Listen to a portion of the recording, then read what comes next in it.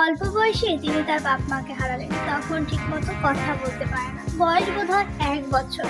তখন তার এক আত্মীয় তাকে অনাথ আশ্রমে রেখে আসলো। ছোট্ট ছেলেটি অনাথ আশ্রমেই বেড়ে উঠতেছিল। তার স্বপ্ন ছিল সে একদিন পাখির মতো উঠতে পারবে। তখন তার বয়স বোধহয় 4 বছর। সে মাঝে মাঝেই চিড়িয়াখানায় ঘুরতে যায়। তখন সে দেখেছে তার থেকে বড় বড় পাখিরাও উড়ে বেড়ায় চিড়িয়াখানার ভিতরে। তাহলে সে কেন উঠতে পারে না? সে নিজে বুঝতে পারতেছে না সে কেন উঠতে পারে না। তাহলে কি তার কোনো রোগ আছে? কেন সে উঠতে পারে না? ওই অনাথ আশ্রমে আরেকটি ছেলে ছিল। তার বয়স ছিল 4 বছর। সে ঠিকঠাক হাঁটতে পারে না। তার স্বপ্ন হলো সে একদিন হাঁটবে, দৌড়াবে, খেলবে, সকলের মতো হাঁটতে পারবে। সে স্বপ্নে দেখতো, ভাবতো যে আমার বয়সে সকল শিশুরা হাঁটছে, খেলা করছে, দৌড়াচ্ছে, তবে আমি কেন হাঁটতে পারছি না? আমার কি সমস্যা? একদিন ওই অনাথ আশ্রমের সকলে মিলে ঘুরতে গেল সমুদ্রেতে। সবাই অনেক মজা করলো, দৌড়ালো, খেললো, বালি নিয়ে ছুড়াছুড়ি করলো। কিন্তু ওই পঙ্গু ছেলেটা এক কোনায় বসে বসে বালু নিয়ে আস্তে আস্তে খেলা করতেছিল আর ভাবছে সবাই কত সুন্দর দৌড়াচ্ছে, আমি কেন দৌড়াতে পারি না?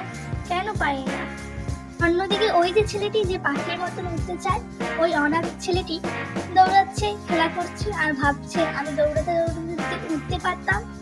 পাখির মতো উঠতে চাওয়া ওই অনাথ ছেলেটি দৌড়াতে দৌড়াতে চলে গেল ওই ছেলেটার কাছে, যেই ছেলেটা হাঁটতে পারে না।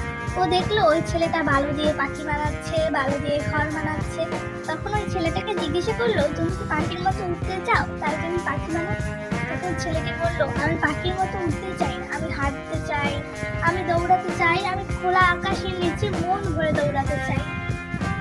তার কথা শুনে ওই পাখির মতো উঠতে চাও ছেলেটা বুঝতে পারলো যে যার যেটা নাই সে সেটাই চায়। তখন ছেলেটি খুব কষ্ট পেল এবং বলল, তুমি কি আমার বন্ধু হবে?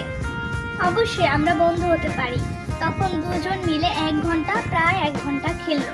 তার খেলার মাঝে অনেক আনন্দ করলো, ঘর বানালো, পাখি বানালো, তারপর মাটি দিয়ে অনেক জিনিস বানালো। এই পৃথিবীতে আমরা যা পাই তা নিয়ে আমরা শুকরিয়া করি না, আমরা যা পাই না তা নিয়ে শুধু আফসোস করতে থাকি। আমাদের মনে হয় ওইটা পেলে ভালো হতো, ওইটা পেলে ভালো হতো, অথচ আল্লাহ যে আমাদের কত কিছু ভালো দিয়ে দিয়েছে সেটার আমরা শুকরিয়া করি না।